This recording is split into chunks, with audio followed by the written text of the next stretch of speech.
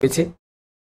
যেমন অন্য একটি সূরায় আল্লাহ বলেন, আলাম ইয়াজিদিকা ইয়াতীমান ফাআওয়া, আল্লাহ কি আপনাকে ইয়াতীম হিসেবে পাননি, অতঃপর তিনি আপনাকে আশ্রয় দিয়েছেন। ওয়াজাদাকা দাল্লান ফাহাদা ওয়াজাদাকা আইলান ফাআগনা, আল্লাহ বলেন তিনি আপনাকে পথ খুঁজতে থাকা অবস্থায় পেয়েছেন। তিনি আরো বলেন তিনি আপনাকে নিঃস্ব পেয়েছিলেন এবং তিনি আপনাকে সম্পদশালী করে দিয়েছেন, অর্থাৎ খাদিজা রাদিয়াল্লাহু তাআলা আনহার সাথে বিয়ের মাধ্যমে। কিন্তু এই সূরায় আল্লাহ আযজা ওয়া জাল্লা ভিন্ন রকম একটি অনুগ্রহের কথা বর্ণনা করছেন, গভীর একটা অনুগ্রহ। আল্লাহ আযজা ওয়া জাল্লা বলেন, আলাম নাশরাহ লাকা সাদরাক, আমি কি আপনার জন্য আপনার বক্ষ সম্প্রসারিত করিনি। আরবি ভাষায় বক্ষ সম্প্রসারণ মানে প্রশান্তিতে থাকা, শান্ত থাকা। রাসূলুল্লাহ সাল্লাল্লাহু আলাইহি সাল্লাম সহজ কোনো পরিস্থিতিতে ছিলেন না। তার আশেপাশে সবাই তার বিরুদ্ধে সমানে অভিযোগ করে যাচ্ছিল, নয়তো তাকে শারীরিকভাবে আক্রমণ করতে চাইতো। তার নিজের গোত্রের লোকেরাও তাকে পরিত্যাগ করেছিল। কোনো কিছুই তখন সহজ ছিল না। তবু আল্লাহ বলছেন, এই সব প্রতিকূল পরিস্থিতিতেও আপনার প্রতি সবচেয়ে বড় অনুগ্রহ হলো আপনার বক্ষ সম্প্রসারিত করা হয়েছে, আপনি প্রশান্তিতে আছেন। তারপর আল্লাহ আযজা ওয়া জাল্লা বর্ণনা করেন কিসের শান্তি, ওয়া ওয়াদা'না আনকা উযরাক, তিনি বোঝা দূর করে দিয়েছেন। এই আয়াতে বোঝা বলতে কি বোঝানো হয়েছে তা নিয়ে ওলামারা অনেক মন্তব্য করেছেন। তার থেকে একটি ব্যাপারে আজকের খুতবায় আলোচনা করব। রাসূলুল্লাহ সাল্লাল্লাহু আলাইহি সাল্লাম নবুয়ত লাভ করার পূর্বে মক্কা থেকে নিজেকে দূরে সরিয়ে নিতেন এবং পৃথিবীতে কেন এত দুঃখ কষ্ট তা নিয়ে চিন্তামগ্ন থাকতেন। তিনি ঘন্টার পর ঘন্টা দিনের বেলা, কখনো কখনো রাতেও চিন্তামগ্ন অবস্থায় হেরা গুহায় কাটিয়ে দিতেন। তিনি সমাজ থেকে নিজেকে এভাবে দূরে সরিয়ে নিয়ে ভাবতেন এই জীবনে কেন এত দুঃখ যাতনা। আর আল্লাহ আযজা ওয়া জাল্লা এই সমস্ত প্রশ্নের জবাব দিয়েছেন তার নিজের কথার মাধ্যমে। যখন রাসূলুল্লাহ সাল্লাল্লাহু আলাইহি সাল্লাম আল্লাহর কালামের মাধ্যমে জবাব পেলেন, আল্লাহ আযজা ওয়া জাল্লা এই ব্যাপারটাকে বর্ণনা করছেন যে তিনি আপনার বোঝা লাঘব করে দিয়েছেন। ওয়া ওয়াদা'না আনকা উযরাক, আমাদের জন্য এতে শিক্ষা হলো যে হ্যাঁ, জীবনে অনেক চাপ সইতে হয়, আর আল্লাহ বলছেন তার কালাম এই চাপ থেকে নিষ্কৃতি দান করে, ওই বোঝাগুলো দূর করে দেয়। আল্লাযী আনকাদা যাহরাক ওয়া রাফা'না লাকা যিকরাক, যা আপনার পিঠ ভেঙে দিচ্ছিল আর আমি আপনার জন্য আপনার স্মরণকে সমুন্নত করেছি। এই সূরায় যে শিক্ষাটি আল্লাহ দান করছেন তা শুধু রাসূলুল্লাহ সাল্লাল্লাহু আলাইহি সাল্লামের জন্য নয়, এটি আসলে সকল মানুষের জন্য। ফাইন্না মা'আল উসরি ইউসরা, এর সাধারণ অনুবাদ হলো নিশ্চয়ই কষ্টের সাথে স্বস্তি রয়েছে। আজকের খুতবার কিছুটা সময় আমি এই আয়াতের উপর ব্যয় করব। আমার আপনার জন্য এই আয়াতে কি শিক্ষা রয়েছে। প্রথমে এই আয়াতের আরবি ব্যাকরণগত দিক নিয়ে আলোচনা করতে চাই।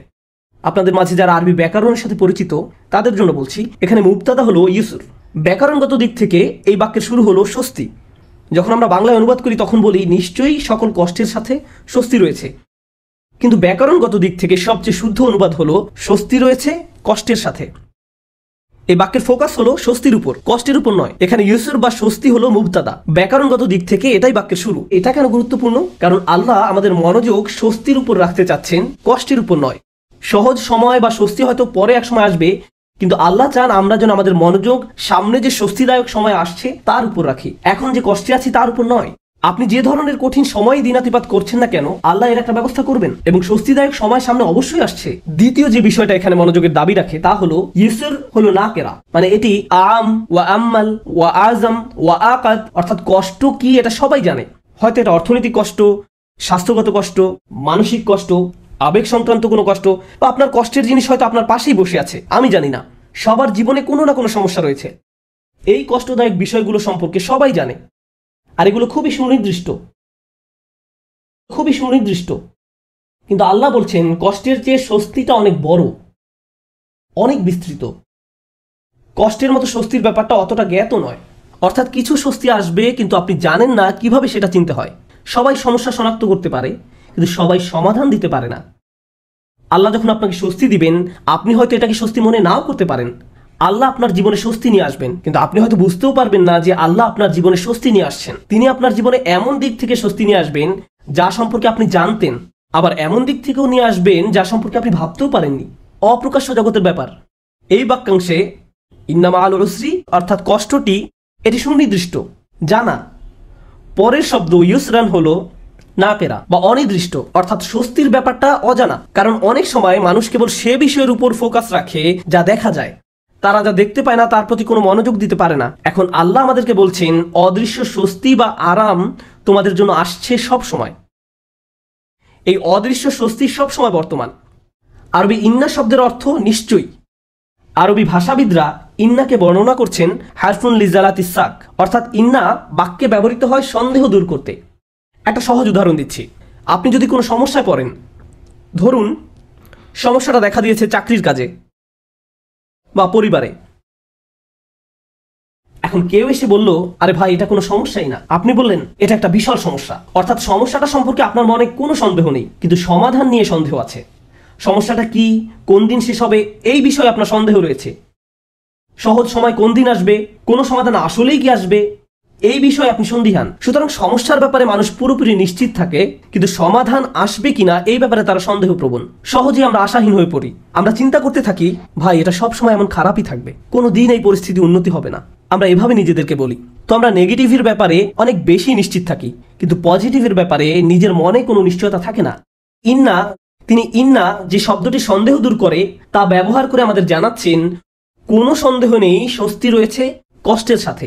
স্বস্তির সাথে ব্যবহার করলেন, তিনি স্বস্তির উপর জোর দিলেন, যেন একজন মুমিন যখন এই আয়াত তেলাওয়াত করবে সে মনে করবে আমার কষ্টের ব্যাপারে সন্দেহ থাকতে পারে, আমি সমস্যাটাকে যত বড় মনে করছি এটা আসলে ততটা বড় সমস্যা নয়, কিন্তু আল্লাহ যে স্বাচ্ছন্দ্য নিয়ে আসছেন সেটা অনেক বড় এবং নিঃসন্দেহে তা আসছে।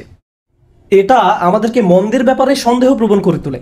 মাঝে মাঝে কোনো কিছু হয়তো অনেক খারাপ মনে হতে পারে আমাদের মাথায়, আমাদের চিন্তায়, আমাদের অনুভূতিতে, কিন্তু বাস্তবে তা এত খারাপ নয়। কিছু মানুষ কোনো একটা সমস্যাকে তার চিন্তায় বড় থেকে বড় আরো বড় করে তোলে, শেষে সেটা নিয়ন্ত্রণ হারিয়ে ফেলে। মাঝে মাঝে আশেপাশের মানুষের সাথে যদি সমস্যাটা নিয়ে কথা বলেন, তারা এটাকে ছোট করে দেখার পরিবর্তে আরো বড় করে তোলে, আরো বড় করে তোলে।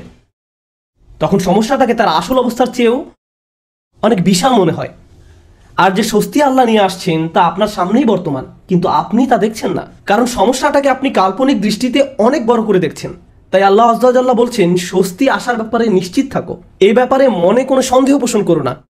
এই আয়াতের শেষ যে শিক্ষাটি আমি আপনাদের সাথে শেয়ার করতে চাই, সূরাটি শেষ করার পূর্বে এবং শেষ অংশটি কিভাবে এই অংশের সাথে সম্পর্কযুক্ত তা আলোচনা করার পূর্বে, সেটা হলো আল্লাহ বলেননি কষ্টের পর স্বস্তি আছে। তিনি পর শব্দটি ব্যবহার করেননি, তিনি ব্যবহার করেছেন সাথে শব্দটি, ইন্না মাআল উসরি ইউসরা। তিনি ইন্না বা'দাল উসরি ইউসরা বলেননি। সাথে এবং পরে এই দুইটা শব্দের মাঝে বিশাল পার্থক্য আছে। এখানে বড় পার্থক্য রয়েছে কষ্টের সাথে স্বস্তি আছে এবং কষ্টের পরে স্বস্তি রয়েছে, এই দুই কথার মাঝে বড় একটা ফারাক আছে। দুটি পার্থক্য আপনাদের সাথে শেয়ার করতে চাই। একটি পার্থক্য হলো, হয়তো আপনি যখন একটি সমস্যার মধ্য দিয়ে দিন পার করছেন, সেই সমস্যাটির সাথে কিছু স্বস্তির বিষয় আপনার জীবনে এসেছে যা আপনি উপলব্ধিও করতে পারেননি। বর্তমান সমস্যাটি যতটা কঠিন মনে হোক না কেন, বিকল্প হয়তো আরো অনেক বেশি কঠিন হতো। হয়তো একটি দরজা বন্ধ হওয়ার কারণে আরো 5টি দরজা খুলে গিয়েছে, আপনি হয়তো ব্যাপারটি দেখতে পাননি, কিন্তু আল্লাহ আযজা ওয়া জাল্লার ডিজাইনে একটি সমস্যা হয়তো 20টি সমাধানের পথ উন্মুক্ত করে দেয়, আরো অগণিত সমাধানের পথ খুলে দেয়।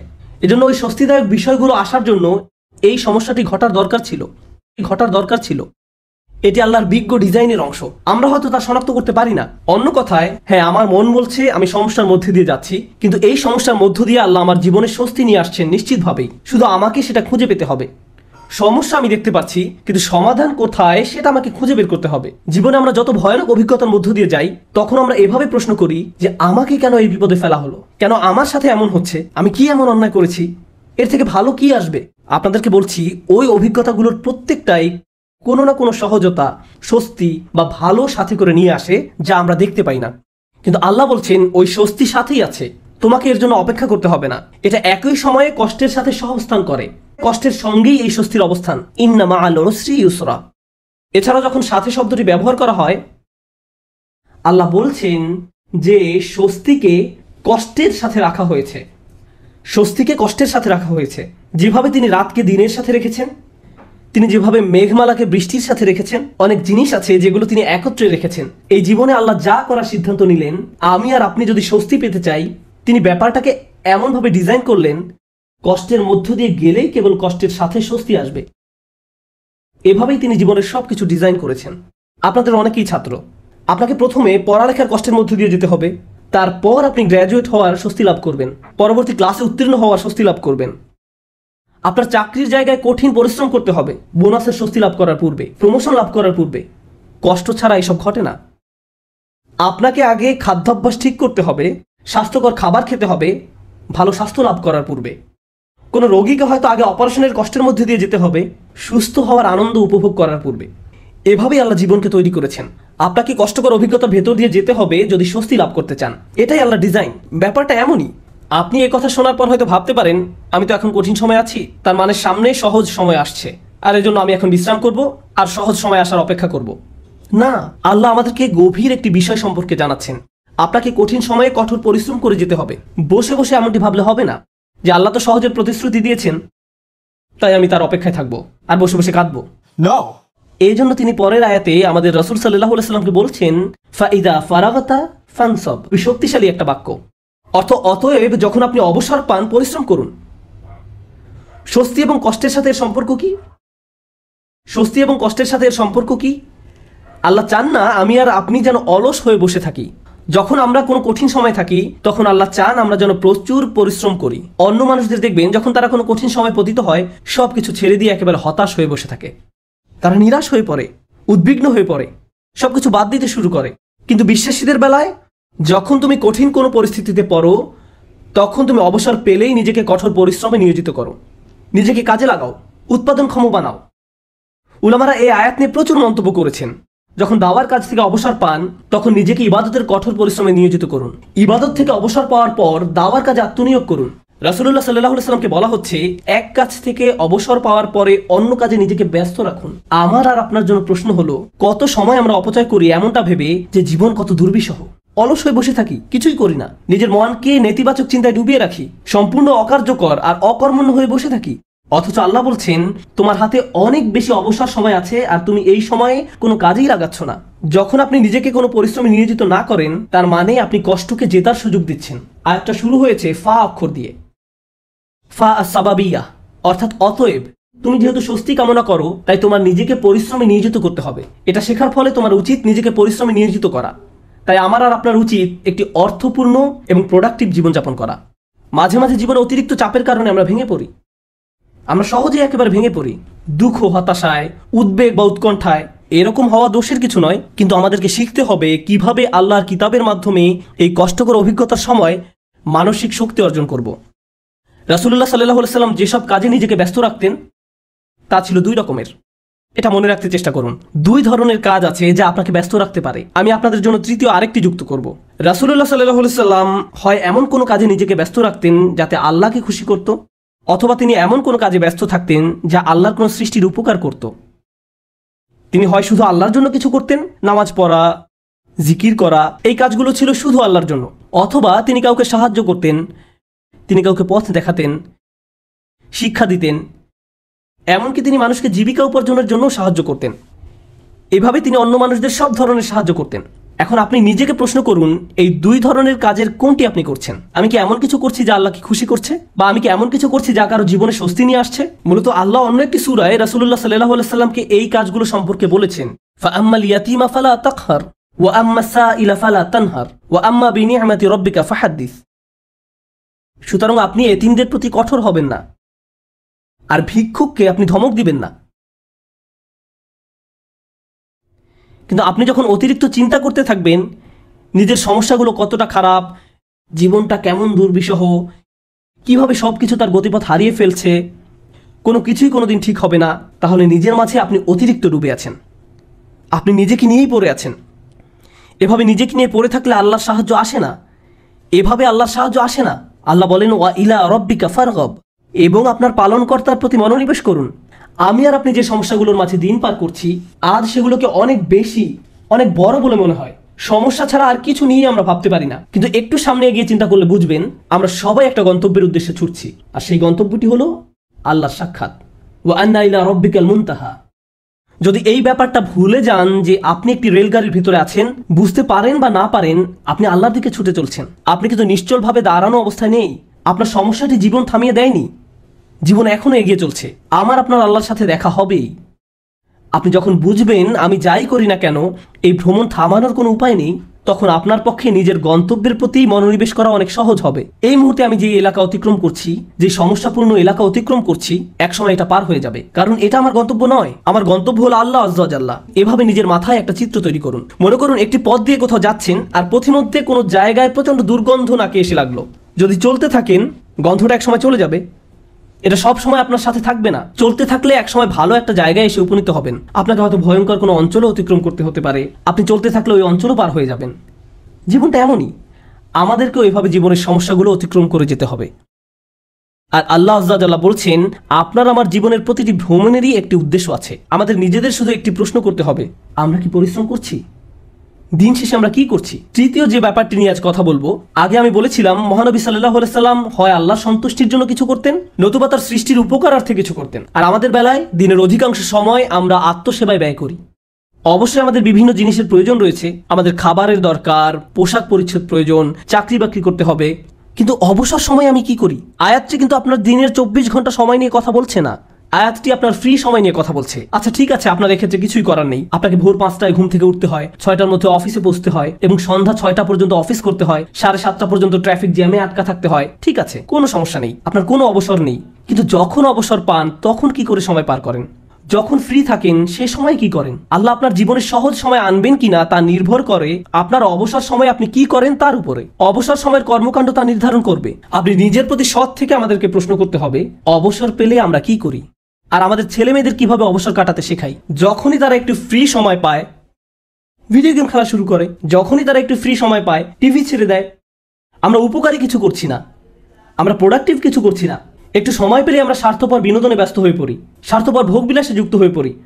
মাথার মধ্যে শুধু এই চিন্তাগুলো ঘুরপাক খেতে থাকে, দুপুরে কি খাবো, রাতে কি খাবো, কোন সিনেমাটা দেখবো, কিছু দেখতে চাও, কিছু খেলতে চাও। দিন রাত সারাক্ষণ শুধু বিনোদন, ভোগবিলাস আর অর্থহীন রঙ্গরসে ডুবে থাকা। আমাদের জীবন এমনই হয়ে গিয়েছে। কিভাবে এটা ফানসাব? এটা ফানসাব নয়, আল্লাহর এই নির্দেশে ফাইজা ফারাগতা ফানসাব। কোনো ব্যক্তি যদি এভাবে আমোদ প্রমোদের মাঝে নিজেকে হারিয়ে ফেলে তখন কি হবে জানেন? এগুলো তার জীবনকে আরো কঠিন করে তুলবে। আমি বলছি না আপনি কোনো কিছু খেলতে পারবেন না বা কোনো ধরনের বিনোদন করতে পারবেন না। আমি জানি এটা গ্রীষ্মের সময়, স্কুল ছুটির কারণে বাচ্চারা এখন খেলাধুলা করতে চায়, এটা ঠিক আছে, কিন্তু তাদেরকে একই সাথে শেখাতে হবে কিভাবে সময়ের উত্তম ব্যবহার করতে হয়। তারা এটা শিখতে পারবে না যদি তারা আপনার কাছ থেকে না শেখে। আমরা যদি অবসর সময় পেলেই অপচয় করা শুরু করি, অর্থহীন কাজে নষ্ট করে ফেলি, উপকারী কোনো কাজে সময় ব্যয় না করি, তাহলে তারাও এই অভ্যাস আমাদের কাছ থেকে আয়ত্ত করবে। আমরা দৃষ্টান্ত রেখে যাচ্ছি, আমরা আমাদের আচার আচরণকে তাদের জন্য অনুকরণীয় হিসেবে উপস্থাপন করছি। আমরা এই আয়াত অনুযায়ী জীবনযাপন করলে তারা প্রশ্ন করবে, কেন তুমি সারাক্ষণ ব্যস্ত থাকো? কেন আমরা সবসময় কাউকে না কাউকে সাহায্য করি? আমরা এতবার মসজিদে কেন যাই? আমরা সারাক্ষণ এটা ওটা শিখছি কেন? আমাদের অবসর কোথায়? ফাইদা ফারাগতা ফানসাব, অর্থাৎ অতএব যখন অবসর পান পরিশ্রম করুন। فإن مع العسر يسرا إن مع العسر يسرا فإذا فرغت فانصب وإلى ربك فارغب। নিশ্চয়ই কষ্টের সাথে স্বস্তি রয়েছে। এই নির্দেশগুলো আল্লাহ আমাদের মহানবী সাল্লাল্লাহু আলাইহি সাল্লামকে প্রদান করেছিলেন। এই বিষয়গুলোর উপর ফোকাস করতে তাকে নির্দেশ দেওয়া হয়েছিল সাল্লাল্লাহু আলাইহি সাল্লাম। আমরা যদি আমাদের জীবনকে উন্নত করতে চাই, আমাদেরকেও এই শিক্ষাগুলো নিজেদের জীবনে বাস্তবায়ন করতে হবে। আমাদের সবারই জীবনে কোনো না কোনো সমস্যা রয়েছে। একটি সমস্যার সবচেয়ে বড় কঠিন দিক কোনটি? সমস্যার বাহ্যিক দিক মোকাবেলা করা সবচেয়ে কঠিন নয়, সবচেয়ে কষ্টকর ব্যাপারটি ঘটে আমাদের হৃদয়ে। সবচেয়ে দুরূহ ব্যাপার হলো সমস্যার সময় আমার অনুভূতি নিয়ন্ত্রণ করা। এটা আমাকে পুরোপুরি অসার, নিস্তেজ বানিয়ে দেয়। এখন সূরাটির দিকে লক্ষ্য করুন। প্রথমে যে স্বস্তি আল্লাহ আমাদের রাসূল সাল্লাল্লাহু আলাইহি সাল্লামকে প্রদান করেন, আলাম নাশরাহ লাকা সাদরাক, হে নবী আমি কি তোমার বক্ষদেশ প্রসারিত করে দেইনি? আমি তোমাকে প্রশান্তি দান করেছি। এখন মানুষ যখন শুনতে পায় আল্লাহ সুবহানাহু ওয়া তাআলা মহানবী সাল্লাল্লাহু আলাইহি সাল্লামকে মানসিক প্রশান্তি দান করেছেন,